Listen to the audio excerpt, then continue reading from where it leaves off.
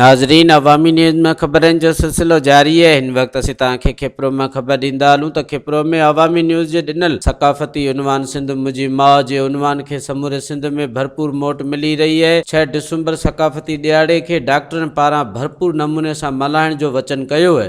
6 डिसंबर जेको ॾींहुं अचे पियो, इहो असांजो हिकिड़ो सकाफ़ती ॾियारो आहे जेको हर साल असां मल्हाईंदा आहियूं। जेको बि असांजी सिंधी क़ौम आहे जेको ओवरऑल सिंध में रहे थी, त असां इहो भरपूर नमूने सां मल्हायूं था। इवन किथे बि सिंधी कहिड़ी कुंड कुर्छ में माण्हू जेके सिंधी रहंदा, इहे भरपूर हिसो वठंदा आहिनि, रैलियूं कढंदा आहिनि।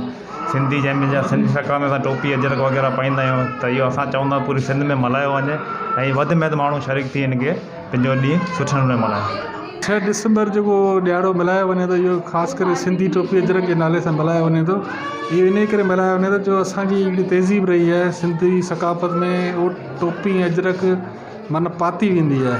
ऐं इहो असां इन करे मल्हायूं था जीअं वधि में वधि माण्हुनि खे इन में अवेयरनेस थिए। ऐं जेके असांजा सिंधी चाहे पाकिस्तान में रहनि था या पाकिस्तान खां ॿाहिरि रहनि था, इहो इन ॾियारे खे सुठे सां मल्हाइनि ऐं पंहिंजी जेका अजरक टोपी जेका इहा इन खे माना हिकिड़े क़िस्म यादि के तौर ते मल्हायो वञे थो, त माना माण्हू को भुलिजे न, इन खे सकाफ़त खे कंटिन्यू रखियो वञे अॻिते फ्यूचर में। डिसंबर असीं सभु पाकिस्तानी आहियूं, सिंधी असांजा भाइर आहिनि। असांखे घुरिजे त सिंधी टोपी अजरक सां भरपूर नमूने सां मिलायूं, जीअं असीं पंहिंजी ईद मिलाईंदा आहियूं। ऐं हर साल अहिड़ा ॾींहं ईंदा रहनि। असीं यकता जो हिकु ॾींहुं थी मिलायूं। 6 डिसंबर तमामु घणो ईअं आहे जीअं असीं ईद जो ॾींहुं मिलाईंदा आहियूं, ईअं करे मिलायो वञे। ऐं असीं माण्हू खे इहो ॿुधाइणु चाहियो असीं सिंधी हिकु कल्ब हुआसीं, अॼु बि आहियूं ऐं सुभाणे बि हिकु रहंदासीं। जीअं असां हमेशह सकाफ़त जो ॾियारो मल्हाईंदा आहियूं, जेको असांजे लाइ ख़ासि सिंधियुनि जो ॾियारो हूंदो आहे। इहो ईद जे मिसाल हूंदो आहे, दीवाली जे मिसाल हूंदो आहे, होली जहिड़ियूं असां ख़ुशियूं मल्हाईंदा आहियूं।